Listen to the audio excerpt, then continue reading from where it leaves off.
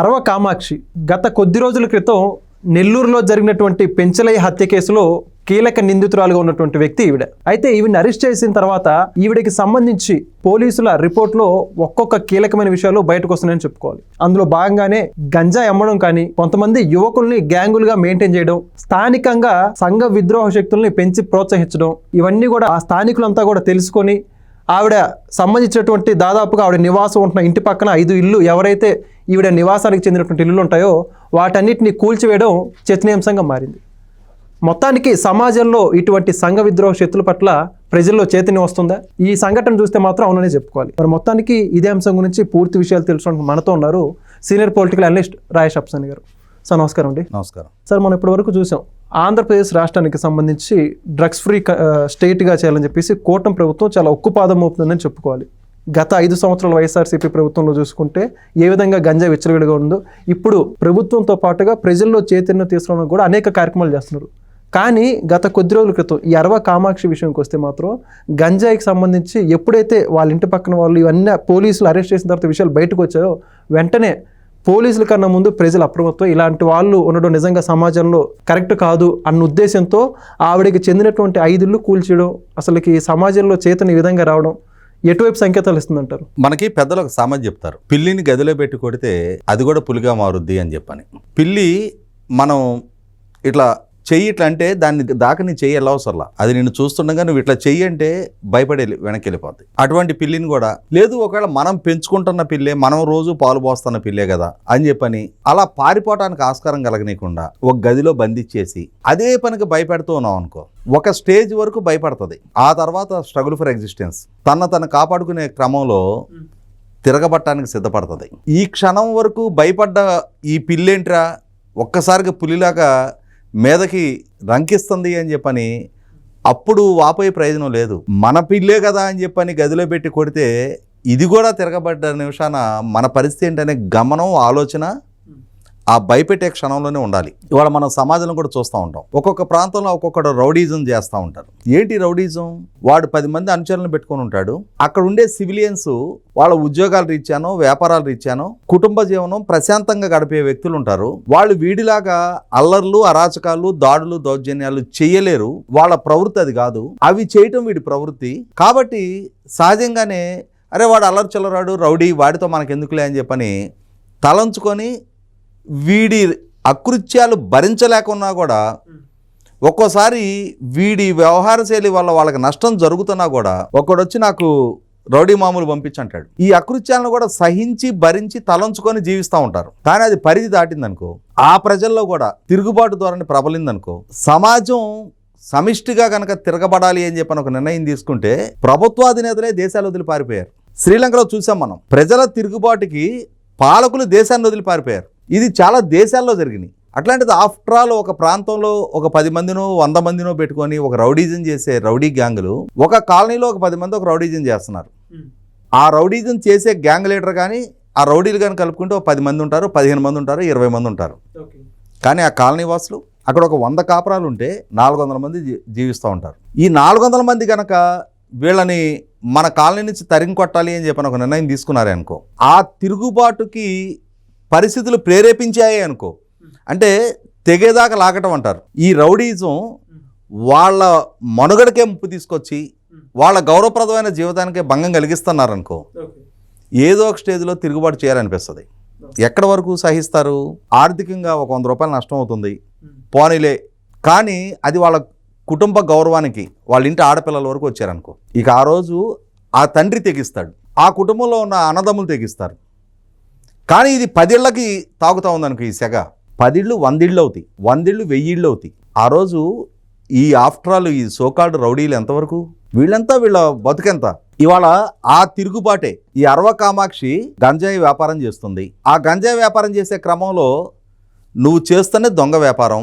సామాజిక చైతన్యంతో అక్కడ ఒక సమాజం పట్ల బాధ్యత కలిగిన ఒక వ్యక్తి నీ గంజాయి వ్యాపారాన్ని అడ్డుకుంటున్నాడు. పెంచలయ్య అని చెప్పని వామపక్ష భావజాలంతో ఉన్న ఒక వ్యక్తి సమాజం పట్ల బాధ్యతతోటి ఇవాళ ఈ గంజాయి పెనుముప్పుగా సమాజానికి మారుతుంది కాబట్టి, పరిణమిస్తుంది కాబట్టి ఈ గంజాయిని దూరం చేయాలి. అతను కామాక్షికి వ్యతిరేకంగా కాదు, గంజాయికి వ్యతిరేకంగా ఉద్యమిస్తున్నాడు. కానీ ఆ గంజాయిని వ్యాపారంగా మలుచుకొని ఆదాయ వనరులుగా మలుచుకున్న వాళ్ళకి ఇటువంటి వాళ్ళ ఈ అంటే సమాజాన్ని చైతన్యపరచడం, ఈ గంజాయి వ్యాపారాన్ని అడ్డుకుంటానికి చట్టాన్ని వాళ్ళు ఆయుధంగా వాడుకునే ప్రయత్నం చేయటం, తమ ఈ వ్యాపారానికి అడ్డు తగులుతున్నాడు అన్న సందర్భంలో నువ్వు చేసే దొంగ బతుకు నీది. నీ దొంగ బతుక్కి నువ్వు దాడులు చేస్తావా, చంపేస్తావా మనుషుల్ని అంటే ఇవాళ పెంచలేని చేయించగలిగింది ఈ కామాక్షి. గంజా వ్యాపారం చేస్తూ ఆ వ్యాపారానికి అడ్డుకుంటున్నాడు అని చెప్పని అక్కడ సిపిఎం పార్టీకి సంబంధించిన పెంచలేని ఆయన్ని హత్య చేయించగలిగింది. ఇవాళ పెంచలేని హత్య చేసిన రోజున అంటే ఇక ఎక్స్ట్రీమ్ ఒక మనిషిని చంపేయటం అని అంటే, చంపేసిన రోజు కూడా ఆ రోజు కూడా తలంచుకొని భయపడుతూ బతికితే రేపటి రోజున 10 మంది పెంచలేని సవాళ్ళు లెగుస్తాయి అక్కడ. కాబట్టి ప్రతిఘటించాల్సిన బాధ్యత మనది అని చెప్పని ఆ ప్రజలు రియలైజ్ అయ్యారు. ఇక్కడ మన మధ్య నివాసం ఉంటా మనకి కనీసం కంట్లో నలుసు పంటి కింద రాయిలాగా కాదు, నిత్యం ఇక్కడ ఈ ప్రాంతంలో అరాచకాలు సృష్టిస్తా, ఈ గంజా వ్యాపారం చేస్తా, వీళ్ళు రౌడీజం చేస్తా అడ్డుకునే ప్రయత్నం చేసిన ఒక సమాజం పట్ల బాధ్యత కలిగిన వ్యక్తిని ఈ విధంగా హత్య చేశారు అన్నప్పుడు ప్రభుత్వం చట్టపరంగా చర్యలు తీసుకుంటుంది, వాళ్ళని అరెస్టులు చేస్తారు. కానీ ఇటువంటి వ్యక్తులు మన మధ్య ఉండటానికే వీల్లేదని చెప్పని అక్కడ ప్రజలు ఒక నిర్ణయానికి వచ్చారు. అంటే వాళ్ళ సమాజం సంఘటితంగా కనుక ప్రతిఘటిస్తే ఏం జరుగుతుంది అనేది మనం ఎక్కడో ఉత్తరప్రదేశ్లో యోగి ఆదిత్యనాథ్ గారు అక్కడ అంటే గ్యాంగ్స్టర్స్ని, తర్వాత ఎవరైనా చిన్నపిల్లల మీద అకృత్యాలకు పాల్పడ్డ వాళ్ళని ఎన్కౌంటర్ చేయించుతున్నారు, వాళ్ళ ఇళ్ళని బుల్డోజర్లు పెట్టి కూల్చేస్తున్నారు అని చెప్పని విన్నాం మనం. అంటే ఇంత ఎక్స్ట్రీమ్ నేరాలకు పాల్పడే వాళ్ళకి ఈ విధమైన శిక్ష విధించాలి. వాళ్ళకి సమాజంలో వాళ్ళకి బతికే హక్కే లేదు, సమాజంలో మనుగడ సాగించే హక్కే లేదు అని చెప్పని న్యాయస్థానాలు ఆ చర్యలని తప్పుపట్టి ఉండొచ్చు. కానీ ఇవాళ అక్కడ రోజు వీళ్ళ అకృత్యాలకి అఘాయిత్యాలకి బలయ్యే ప్రజలకు తెలుసు వాళ్ళు ఏం కోల్పోతున్నారు, వాళ్ళు ఏ స్వేచ్ఛను కోల్పోతున్నారు అని చెప్పని. స్వేచ్ఛగా జీవించే హక్కు, గౌరవంగా జీవించే హక్కు రాజ్యాంగం ప్రజలకు కల్పించింది. ఆ స్వేచ్ఛని, ఆ గౌరవాన్ని వీళ్ళు భంగం కలిగిస్తూ ఉన్నప్పుడు అక్కడ వాళ్ళ ఇళ్ల మధ్య ఈ విధమైన అసాంఘిక కార్యకలాపాలు వాళ్ళు కొనసాగిస్తూ ఉన్నప్పుడు దాన్ని తప్పు అని చెప్పని మాట్లాడితే, ప్రతిఘటిస్తే, దానికి వ్యతిరేకంగా ఉద్యమిస్తే వ్యక్తులను చంపేస్తూ ఉన్నప్పుడు అప్పుడు కూడా మనం మౌన ప్రేక్షకులుగా మిగిలితే ఈరోజు పెంచలేక పట్టిన గతి రేపు మనకి పట్టొచ్చు, మన ఇంటి పక్కవాడికి పట్టొచ్చు, మన కాలనీలో ఇంకెవరికైనా పట్టొచ్చు. కాబట్టి ఇవాళ వాళ్ళు ఒక ఎక్స్ట్రీమ్ స్టెప్ తీసుకున్నారు, ఒక వ్యక్తిని చంపేశారు. వాళ్ళ ఆ స్టెప్ తీసుకునే సాహసం 10 మంది కలిగిన ఒక గ్యాంగే ఆ సాహసానికి ఒడగెట్టగలిగినప్పుడు మనం ఇంతమంది ఉన్నాం. చట్టం మనకు అండగా ఉంది, ప్రభుత్వం దృష్టికి వెళ్ళింది, మీడియా దృష్టికి వెళ్ళింది, రాష్ట్రంలో చర్చనీయాంశంగా మారింది. ఇది ఇవాళ మనకు ఒక రైట్ టైం. ఇన్నాళ్ళుగా మనం అనుభవిస్తున్న ఈ వేదన, ఈ ఒత్తిడి నుంచి మనల్ని మనం బయట పడేసుకోవడానికి ఇది ఒక ఆస్కారం అనుకున్నారు అక్కడ ప్రజలు. కాబట్టి వాళ్ళ ప్రతిఘటనని వాళ్ళ సమిష్టిగా తెలియజెప్పారు. సమిష్టి తత్వానికి ఉన్న శక్తి అది. ఇక్కడ ఈ సందర్భంగా మా లైఫ్లో జరిగిన ఒక పర్సనల్ ఎక్స్పీరియన్స్ చెప్తాను నేను. 1976 జూలై 31 మా తాతయ్య గారిని, మా నాన్న వాళ్ళ నాన్నగారిని మా ఇంటి ముందే గొడ్డలతో నరికి చంపారు. మా ఇంటి మెట్ల మీద పడి చనిపోయారు ఆయన. దానికి సంవత్సరాల ముందే మా నాన్న హార్ట్అటాక్తో చనిపోయారు. మా నాన్న చనిపోయడానికి నాకు 5 సంవత్సరాలు, మా తాతయ్యని చంపేశానని నాకు 7 సంవత్సరాల వయసు. ఆ సందర్భంలో ఎవరు చంపారనేది మా ఊరందరికీ తెలుసు. కావూరు రత్తయ్య అని చెప్పని మా గ్రామస్తుడే. ప్రతిరోజు మా తాతయ్య దగ్గరికి వచ్చి వాళ్ళ తండ్రి కొడుకులు కూర్చుంటుండేవాళ్ళే. ఆ రోజు ఆయనకి ఏదో డబ్బులు వచ్చినాయి అని చెప్పని, ఆయన చేతికి డబ్బులు అందినాయి అని చెప్పని సమాచారంతో ఆ డబ్బులు కాజేయడానికి వచ్చి వాడిని చూశాడు కదా అని చెప్పని చంపేశాడు. ఓకే. అప్పటికే మా నాన్న చనిపోయినారు, మా తాతని చంపేశారు. మా ఊర్లో అప్పటికే వర్గ రాజకీయాలతో ఊరు 2 గ్రూపులుగా విడిపోయింది. ఆ సందర్భంలో ఈ చంపేసిన వ్యక్తికి సంబంధించి కూడా 10 మంది కలిగిన కుటుంబం. ఈ వర్గ రాజకీయాల్లో ఆ రోజు చంపింది అప్సాని పిచ్చిని కదా, మనల్ని కాదు కదా అని చెప్పని ఆ రోజు ఒక వర్గం అతను కాపాడారు. దాని పర్యవసానం తర్వాత రోజుల్లో రావిపాటి జయమ్మ అని చెప్పని ఇంకొక ఒంటరి మహిళ వృద్ధురాలు ఉండేది. ఆమెను చంపి ఆమె ఇంట్లో బంగారం కూడా దోచుకెళ్ళారు. ఆ తర్వాత ఊరు మీద ఒక అచ్చోసిన ఆంబోతులాగా పడ్డాడు.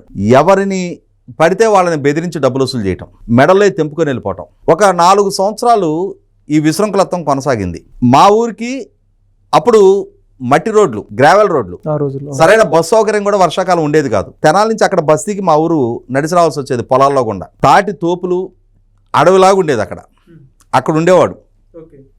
ఆ దారిని వెళ్ళాలంటే కూడా జనాలు భయకంపితులు అయిపోతూ ఉండేవాళ్ళు. ఊర్లోనే సంచరిస్తూ ఉండేవాడు. వీడికి తోడు వీడి అన్నలదమ్ములు ఇంకొకళ్ళు ఇద్దరు కూడా ఇలాగే తయారు చేసుకుంటూ మొదలుపెట్టాడు. ఇటువంటి స్థితిలో 1980 మా 6th క్లాసు ఫైనల్ ఎగ్జామ్కి వెళ్తున్నాం మేము. ఆ రోజు మా ఊరు నుంచి పక్క ఊరు ఒక ఆమెను ఇచ్చున్నారు. ఆమె వాళ్ళ మేనగోడల పెళ్లి కోసం అని చెప్పని వచ్చింది. పెళ్ళి అయిపోయింది. వాళ్ళ నాన్న ఆమెని అత్తగారింటి దగ్గర దింపడానికి అని చెప్పని ఈ దారి గుండానే వెళ్ళాలి. వీళ్ళతో పాటే ఊర్లో నుంచి మాట్లాడుకుంటూ వెళ్ళాడు అక్కడ దాకా. ఆ తాటి తోపుల దగ్గరికి వెళ్ళగానే కత్తి చూపించి ఆ మెడలో గొలుసులు లాగేసుకున్నాడు. అడ్డుకోపోయిన ఆ తండ్రి చేతి మీద పొడిచాడు. ఓకే. కబురు ఊళ్ళోకి వచ్చింది. మేము హై స్కూల్లోకి ఎగ్జామ్ రాయడానికి వెళ్తున్నాము. ఊరాళ్ళందరూ ఇప్పుడు అరవ కామాక్షి విషయంలో ఆ కాలనీ ఎలా అయితే ప్రతిఘటించిందో ఆ రోజు ఒక నిర్ణయానికి వచ్చేసి ఇక వీడిని ఉపేక్షించకూడదు అని చెప్పని ఒక నిర్ణయానికి వచ్చారు. మొత్తం అప్పుడు యంగ్స్టర్స్ అందరూ బళ్ళేసుకొని ఎంటబడి వాడు ఆ బంగారం గొలుసు తీసుకొని పారిపోతున్నాడిని పట్టుకొని తీసుకొచ్చి మా ఎగ్జామ్ అయి బయటకు వచ్చేటప్పటికి పట్టుకొని తీసుకొస్తా ఉన్నారు. మా కళ్ళ ముందే జరిగింది. ఊరు మొత్తం కొట్టి కొట్టి కొట్టి సాయంత్రానికి చచ్చిపోయాడు. ఆ తర్వాత కొన్ని దశాబ్దాల పాటు మా ఊర్లో దొంగతనం అనేది తెలియదు ఎవరికి. అంటే ప్రజలు ప్రతిఘటిస్తే సమిష్టి తత్వానికి ఎదురు నిలబడగలిగే శక్తి సామర్థ్యాలు ఎంతటి అరాచకవాదినైనా సరే ఓడించే తీరతాయి. ఇది ప్రత్యక్షంగా మా కళ్ళ ముందు మా కుటుంబంలో మేము ఎదుర్కొన్న అనుభవం. ఆ ఏజ్ నుంచి అవన్నీ చూస్తూ పెరిగాం మేము. నేనున్నా అతను కొడుతున్న క్షణంలో అక్కడ మా కళ్ళ ముందే జరిగింది ఆ సీన్ అంతా కూడా. అందువల్ల ఇవాళ అరవ కామాక్షి ఇల్లు కూల్చేశారన్న వార్త నాకేమీ కొత్తదనం అనిపించలే. ఎందుకంటే ప్రజలకి చాలా సహనం ఎక్కువ, సమాజానికి చాలా ఓర్పు ఎక్కువ.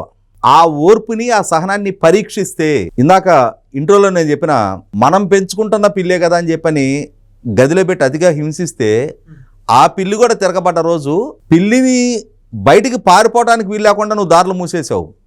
ఆ పిల్లి తిరగబడ్డ క్షణాన అది రక్కే రక్కుడికి ఆ దారులు మూసేసి నువ్వు కూడా దానికి దొరికిపోతావు. అందువల్ల ఈ రౌడీజాలైనా ఈ గ్యాంగ్స్టర్లైనా సమాజం తలొంచినంత వరకే, సమాజం ప్రతిఘటించాలని ఒక్కసారి ఒక నిర్ణయం తీసుకుంటే ఏం జరుగుతుంది అనేది ఇవాళ అరవ కామాక్షి విషయంలో నిర్ధారణ అయింది. రాష్ట్రంలో ఇదే విధమైన ఆలోచన ధోరణితో ఇంకెక్కడైనా సరే ఇదే విధమైన జులుం ప్రదర్శించాలి అనుకునే ఎవరైనా సరే ఇవాళ అరవ కామాక్షికి పట్టిన గతే రేపు మీకు కూడా పట్టడానికి ఎంతోసేపు పట్టదనేది రియలైజ్ కండి. అదే సందర్భంలో అక్కడున్న ప్రజలు కూడా ఇవాళ నెల్లూరు ప్రజలు ప్రదర్శించిన తిరుగుబాటు ఆ స్ఫూర్తిని మీరు కూడా అలవర్చుకొని మీ ప్రాంతాల్లో ఈ విధంగా ఉన్న యాంటీ సోషల్ ఎలిమెంట్స్ని చట్టం పోలీసులు ఏం చేస్తారో తర్వాత సంగతి. మొట్టమొదట మీరు ఉక్కుపాదంతో తొక్కిపెట్టి నారదేయండి. ఓకే, చాలా చక్కగా చెప్పారు sir. Thank you. Please subscribe to Leo News for more videos.